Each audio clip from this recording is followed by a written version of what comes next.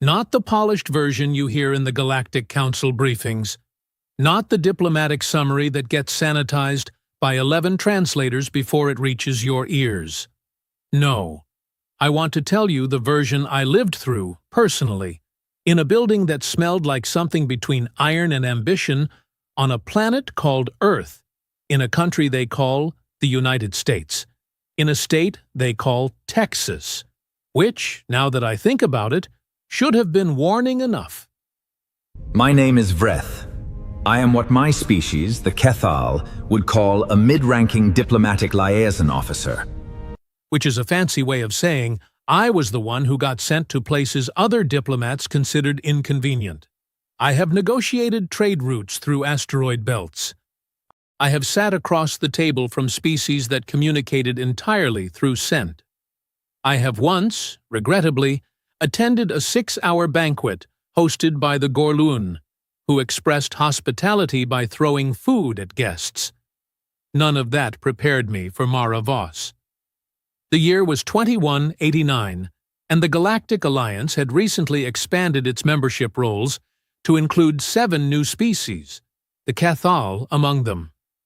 As part of the membership agreement, all new species were required to participate in what the Alliance called the Unified Physical Integration Program, a mandatory fitness and readiness assessment designed to ensure that every species contributing personnel to Alliance joint operations met a baseline standard of physical capability. The Alliance had partnered with humans to run these assessments. I remember reading that line in the agreement and thinking absolutely nothing of it. Humans. Small bipeds. Carbon-based. Average lifespan. Short. I had met exactly 3 humans before this assignment, and all 3 had been bureaucrats who wore uncomfortable shoes and drank enormous quantities of a bitter brown liquid they called coffee. As though it were medicine. They seemed fine. Manageable. I nominated myself and 3 of my fellow Kethal for the program. There was Solek, my second, who was twice my width and had the personality of a boulder that had decided to become a bureaucrat. There was Quina, our species relations officer, who was small for a Kethal and made up for it by being extremely opinionated about everything. And there was Dak, our technical analyst, who spent most of his time reading data reports and occasionally forgetting that other people existed. We arrived at the facility on a Tuesday. The facility was called the Joint Alliance Readiness Center, but the humans who worked there called it something else entirely. Something unprintable in most diplomatic communication formats. It was a massive complex of low-gray buildings surrounded by flat open land and a sky so aggressively blue it felt like the planet was overcompensating for something. There were other alien species there as well, trainees from the Vornak Collective, a pair of tall, 4-armed beings called the HFY, and a group of smooth-headed Peltharians who had already arrived 2 days before us and were sitting in a shaded area looking quietly miserable. That should have been the second warning. We were processed through the front of the building by a human named Petra Oren, who had short dark hair, a clipboard made of actual physical paper, and the kind of smile that said she was professionally friendly but had zero interest in being actually friendly. She told us which building we were assigned to, handed us printed information packets, and pointed down a long corridor. "Instructor Voss has your group," Petra said. "Section 7. Follow the red line on the floor." We followed the red line. Section 7 was a large, open room with a floor made of thick rubber and walls lined with equipment I did not immediately recognize. There were metal bars mounted at different heights. There were machines with cables and weights. There were long, flat benches. There were things hanging from the ceiling that I had no category for. The room smelled, as I mentioned, like iron and ambition, with a secondary note of something I would later identify as chalk. There was one other trainee already in the room who was human. A young male, broad across the shoulders, with light brown hair and an expression of someone who had slept badly and was making peace with it. His name, we would learn in a moment, was Finn Baxter. And then there was the instructor. She was standing with her back to us when we entered, writing something on a large whiteboard in letters so decisive they looked like they were being permanently carved into the surface. She was not especially tall, not by human standards, and certainly not by ours. The Kethal averaged 2.5 meters. She was perhaps 1.7.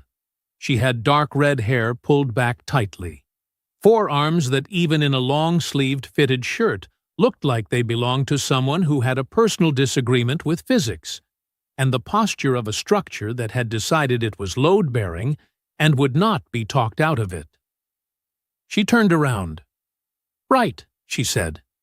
"You are all here." "Good." She looked at us, one by one, without blinking more than was strictly necessary.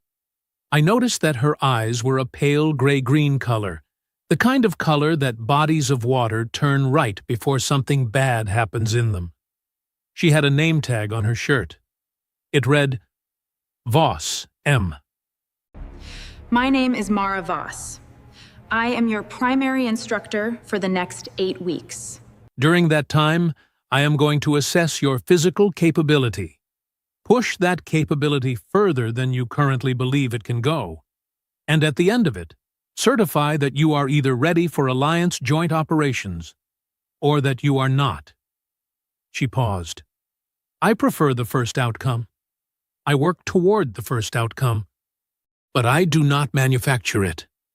Quina leaned toward me and whispered, "She is very compact."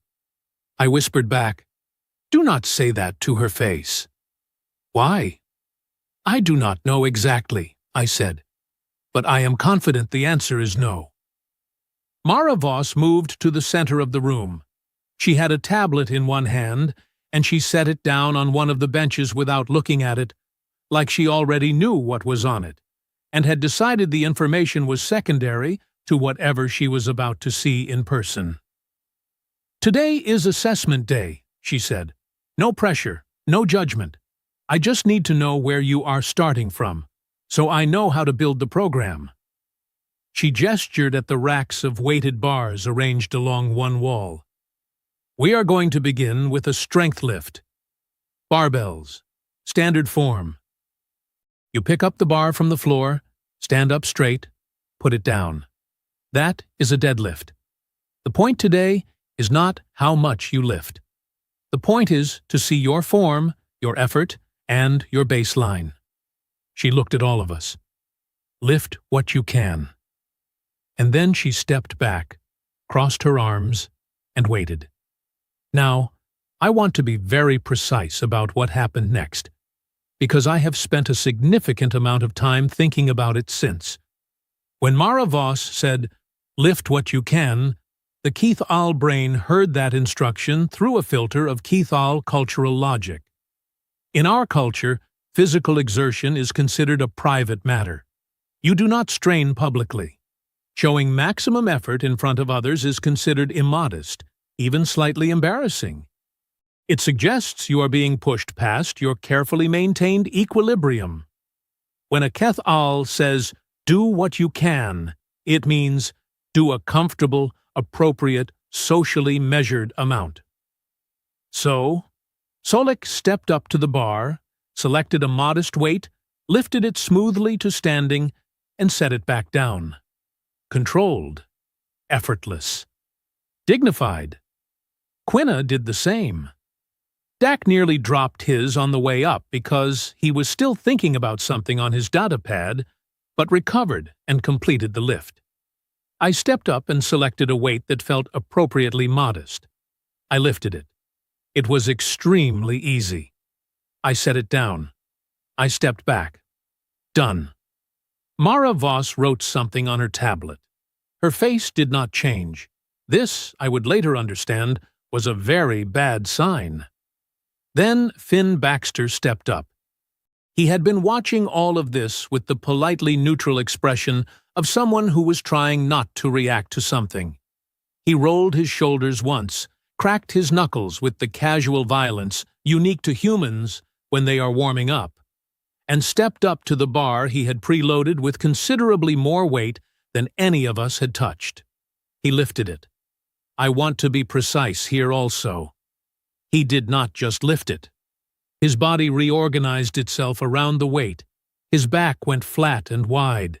His legs drove into the floor like they were trying to push the planet away. His face went red. A vein appeared along his neck that had not previously been visible. The entire room seemed to briefly recalibrate around the sound of the effort he was making. He stood up straight. He held it for a breath.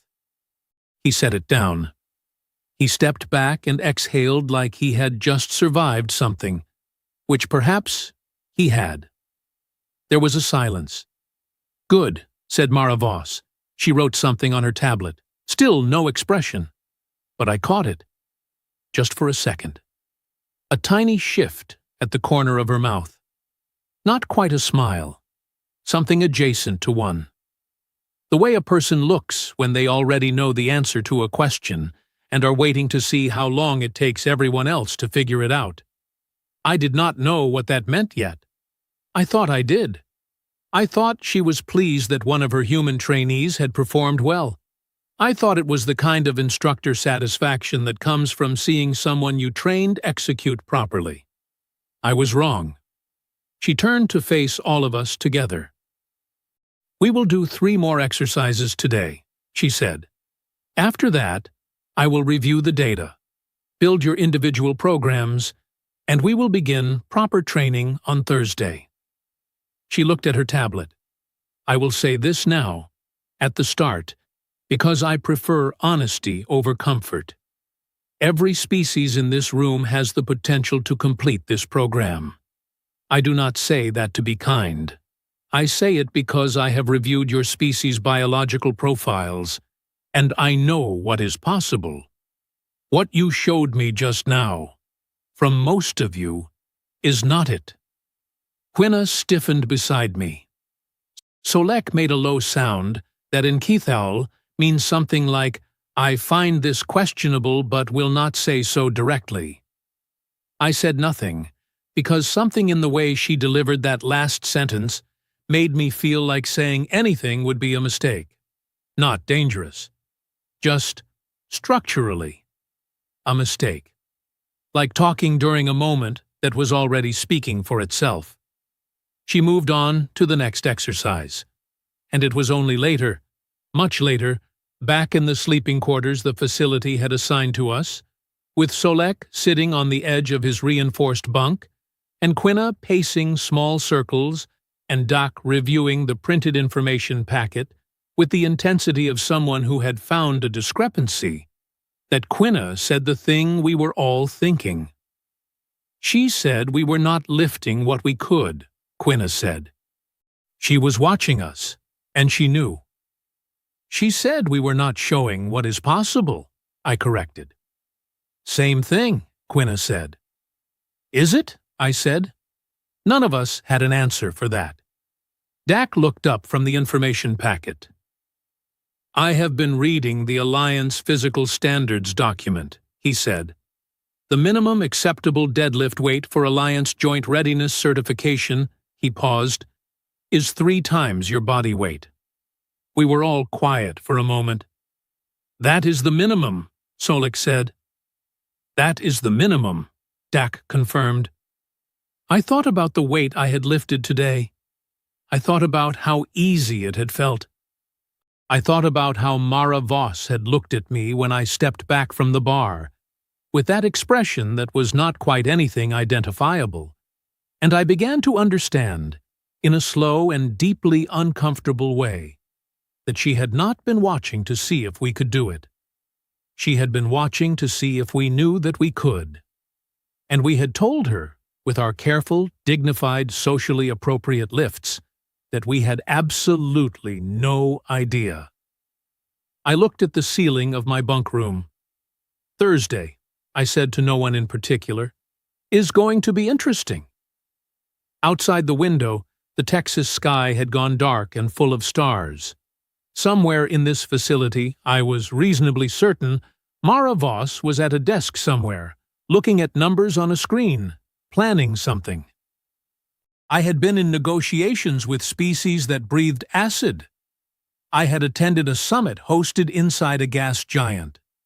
I had once been accidentally launched into low orbit due to a misunderstood farewell gesture. For the first time in a very long career, I was slightly nervous about Thursday. Arrived the way consequences usually do, quietly, without announcement, with all the calm of something that has been waiting patiently for you to stop thinking you were ready for it. We walked into Section 7 at the time, printed on the schedule, 6 in the morning. I want you to understand something about 6 in the morning on Earth, in Texas, in a building that had not yet turned its heating on. It is cold. It is dark outside. The air tastes like the sky has not finished deciding what it wants to be yet. The Kethal, for reference, are comfortable in temperatures between 22 and 28 degrees Celsius. We function below that, but we do not enjoy it. We get stiff. Our joints make small sounds. Mara Voss was already there. She was not drinking coffee. She was not reviewing notes. She was not doing any of the things I had catalogued from my previous human encounters as standard human warm-up behaviors. She was standing in the center of the room with a bar across her upper back, feet shoulder-width apart. And she was doing something the humans call a squat. Down and up. Down and up. The bar had plates on both ends that I estimated, based on my new and reluctant familiarity with the weight rack labels, to be approximately 120 kilograms. She did not stop when we walked in. She did not acknowledge us for 12 full repetitions. Then she racked the bar, stepped back, rolled one shoulder, and turned around like nothing had happened. "You are on time," she said. "Good. That continues."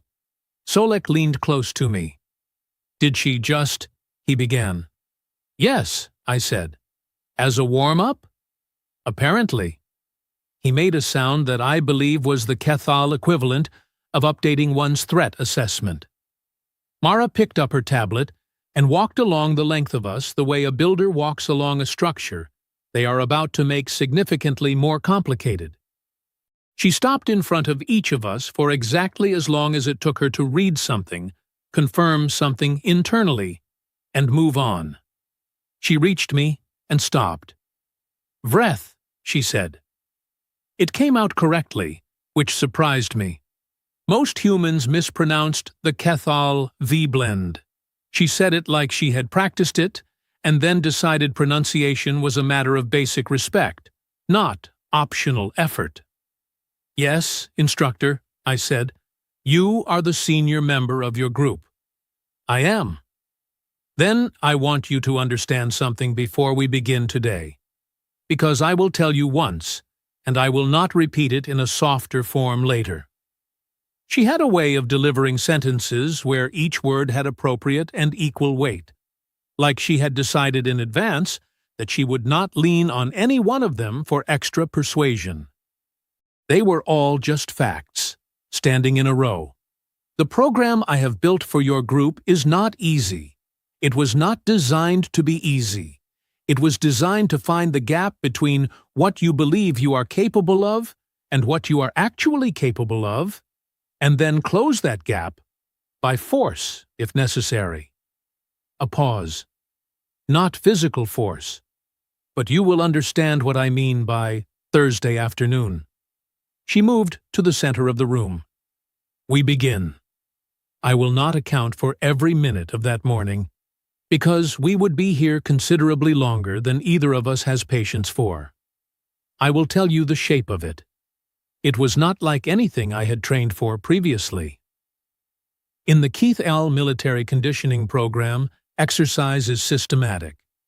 You perform a set number of movements, you rest, you repeat, you record the result. Clean, measured, respectful of your body's feedback. If something hurts, that is information. and you act on it accordingly. Mara Voss treated your body's feedback like it was a witness in a courtroom she happened to be cross-examining. She listened to it carefully, questioned whether it was telling the whole truth, and then asked it to elaborate. She had us lift things we had not lifted on Tuesday. She corrected form with a precision that felt surgical. Not unkind, but absolutely specific. She would stop you mid-movement and say something like, "Your left hip is rotating early," or "You are bracing after the load, not before it." And somehow, when you adjusted for the exact thing she named, the weight moved differently. Better. Like your body had been trying to tell you something all along, and she was the one who could translate it. Quina, who had opinions about everything and was not shy about sharing them, had gone almost entirely quiet by the second hour. This was how I knew it was working on her. Quina goes quiet when she encounters something she cannot categorize quickly. Dak dropped a bar. Not badly. No injury. But he dropped it, and for a moment he looked at Mara Voss with the expression of someone who expected to be told they had failed. Mara looked at the bar on the floor, then at Dak. "Pick it up," she said. "I lost control of it," Dak said. "Yes," she said. "I saw." "Pick it up." "I could have injured someone." "You did not." "Pick it up." "Should I not reassess the weight choice?" Mara blinked. "Once." "Dak," she said, "the weight is correct. Your grip failed because your hands are not yet where they need to be. That is what the next 8 weeks are for. Now, pick it up." Dak picked it up. He completed the set. She nodded once, not effusively, not as a celebration. The way you nod when something has happened that was always going to happen, and you just needed to wait for it. It was around the third hour that Finn Baxter, who had been training in the same session, failed a lift.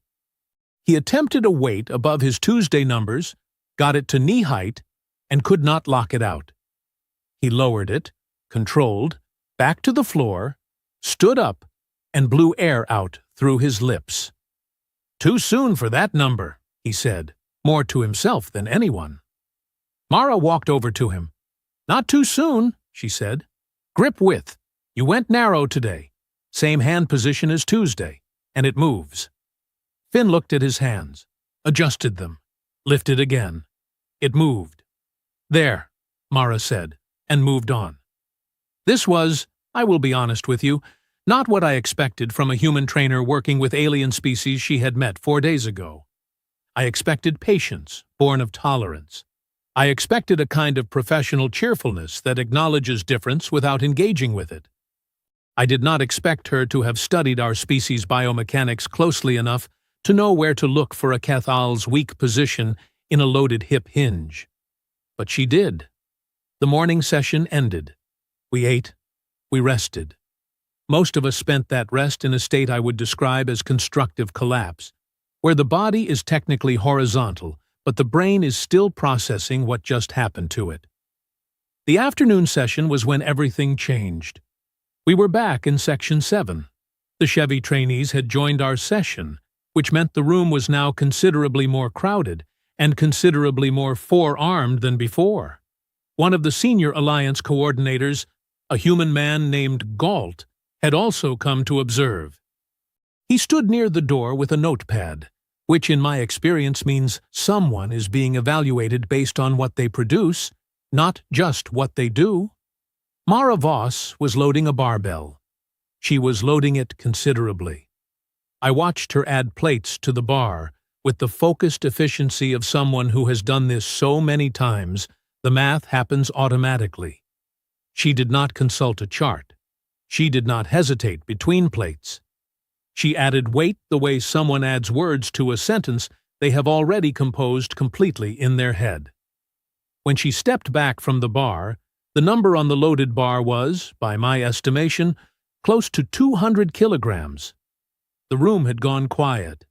Even the Chevy, who communicated partially through sub-vocal hum and were never entirely silent, had stopped humming. Mara looked at the bar, then at us. "I am going to demonstrate the standard," she said, "that this program is building toward, not the finish line, the direction." She looked at Galt near the door. He had his notepad. He was watching. She turned back to us. "The Alliance Readiness Standard is not theoretical. It is based on real load scenarios in joint operations.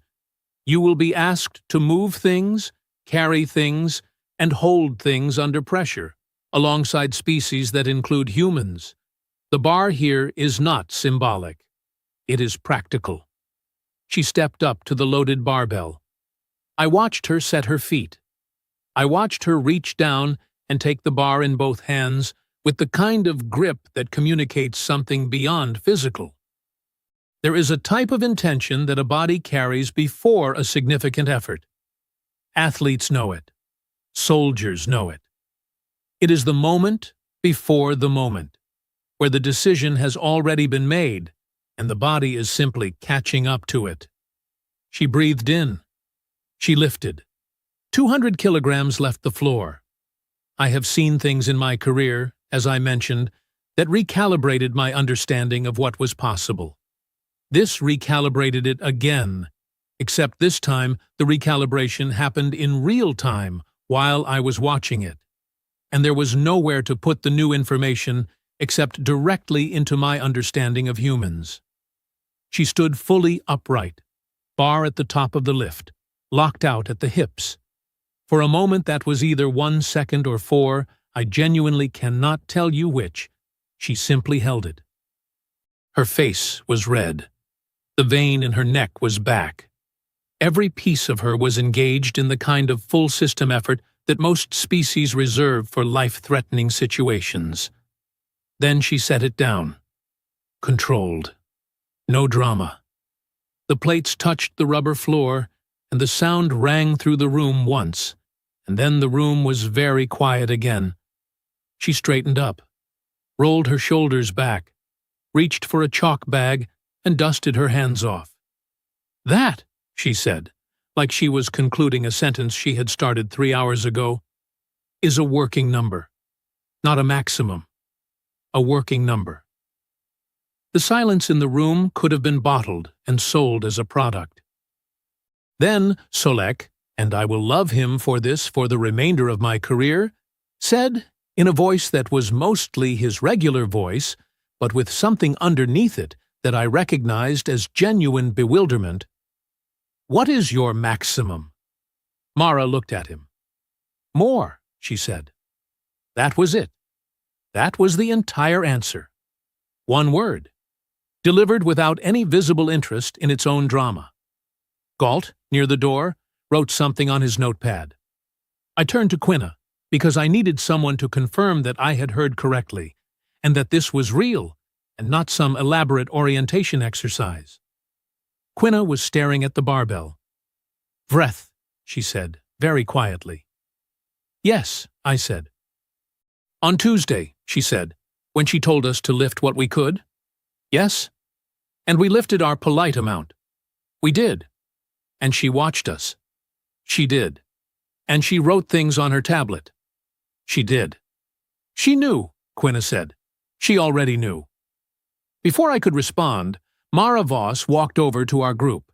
She stopped in front of me specifically, which I took as a signal that the next thing was going to be relevant to my responsibilities as the senior member. She said, "I want to ask you something, Vreth, and I want an honest answer." I said, "Of course." She said, "On Tuesday, when I told your group to lift what you could, and you all selected weights that I could see, based on your biological profiles and movement quality, were well below your functional capacity. What were you thinking?" I considered how to answer. I considered the diplomatic version. Then I remembered she had said she preferred honesty over comfort, and I decided to take that seriously. "We were thinking," I said, "that we were being appropriate. In Cathial culture, Maximum effort in a public setting is considered immodest. We lifted what seemed socially correct, not physically maximum. She considered this. She nodded once, not dismissively, genuinely processing it. Understood, she said. Different cultures, different logic. I respect that. She paused. But here is the problem. In a joint operation, if you are carrying equipment and your species' cultural comfort level is one thing, and the operation requires another, nobody is going to stop the situation and ask how you feel about being seen trying hard. She looked at the barbell she had just set down. So I need to know the real number, not the polite number. I looked at her. I looked at the bar she had lifted. I thought about all of it, the whole shape of the last 4 days, and something clicked into place, not comfortably, but firmly. Instructor Voss, I said, on Tuesday, when you said lift what you can, did you mean what was comfortable for us? I gestured slightly toward my group. Or did you mean, I paused, because the next part was the part that changed everything, what you just showed us? She looked at me for a moment. Then, and this was the first time I saw it fully and clearly and unmistakably, she smiled. Not a professional smile, not a performance of one. An actual, real, quietly satisfied smile. The kind that belongs to a person who has been waiting for someone to ask exactly the right question. Now you are asking, she said, the right question. She turned to the room. All of you, she said, and the room snapped to attention with the particular quality of people who have learned that her voice at a certain volume means something important is about to follow, are going to go back to the bar, your bar, the one appropriate to your profile. And you are going to lift what you can, not what is polite, not what is appropriate by your home culture's standards. What you can. She looked at each group in turn. Keth Al, Chevy, the remaining Peltherians who had shuffled in during the afternoon, and Finn Baxter, who had been quiet through all of this, but whose eyes had the lit quality of someone who finds something deeply correct about what they are hearing. The limit we are working against in this room, Mara said, is not the bar. It is not the number on the plates. It is the story you have been telling yourself about what you are. That story is not accurate. I have read your files. I know what your species can do. She picked up her chalk bag again. A small gesture, unhurried. 8 weeks from now, you are going to know it too. She set the chalk bag down. Get to the bar. We got to the bar. What happened in the following 90 minutes, I will describe simply and without embellishment, because the truth of it does not require any. We lifted more than we had on Tuesday, significantly more, not because we had become stronger in 4 days, which is not how bodies work, but because we stopped performing restraint and started performing effort. The two feel entirely different. Restraint is managed. Effort is alive. Your body knows the difference the moment you stop pretending. Quina, who was the smallest of us and had been the most protective of her composed exterior, lifted a weight that made the Chevy observer standing nearby glance over with what I recognized as involuntary respect.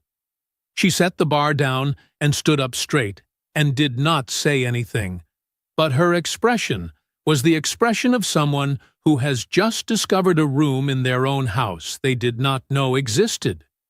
Solek lifted more than I had estimated possible, and then looked at the bar afterward the way you look at a problem you have just solved and are already considering the next version of. Dak did not drop the bar. I lifted my number, and it was hard, and I did not look around to see if anyone was watching, because it turned out that when you stop managing how you appear, you have considerably more energy available for the actual thing you are doing. Mara Voss watched all of it. She corrected. She adjusted. She said yes once, and again twice, and do not hold your breath through the whole lift.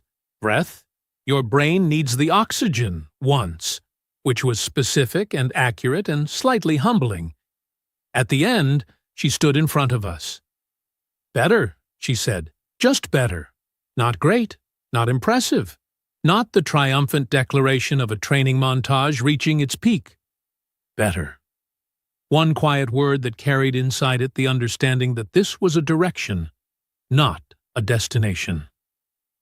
Galt closed his notepad and left without saying anything, which in my experience means he had what he came for. Mara Voss looked at us with those gray-green eyes. "Same time Thursday," she said. "Get some sleep. Drink water. Eat enough. Your bodies are going to be processing tonight, whether you tell them to or not." She picked up her bag. She walked to the door. She paused there for a moment, not looking back, just pausing the way a person pauses when they have one more thing to say and are deciding whether the moment deserves it. She decided it did. "You were not weak on Tuesday," she said. "You were just polite. There is a significant difference." She pushed the door open. "I need the version of you that is not being polite." And she left. The room was quiet for a moment. Then Quinna, predictably, was the first to speak. "I do not know whether to be insulted or grateful," she said. "Be both," Finn Baxter said, from across the room, without looking up from re-racking his bar. "That is kind of how this works." Quinna looked at him. He looked back. They had what I would describe as a moment of cross-species understanding. Brief and uncomplicated. The kind that happens between two organisms who have just survived the same thing and respect each other for it, without needing to make a speech about it. I looked at the barbell in front of me. The weight I had just lifted. The number that was higher than Tuesday's number, and lower than where Mara Voss intended to take me, and somewhere between who I thought I was, and who, apparently, I was going to be, whether I had made peace with it or not. Outside the windows, Texas was turning gold and long-shadowed with late afternoon, and 8 weeks stretched ahead of us, like a road that does not look the same at the end as it did at the beginning. I thought about what she had said. Not weak.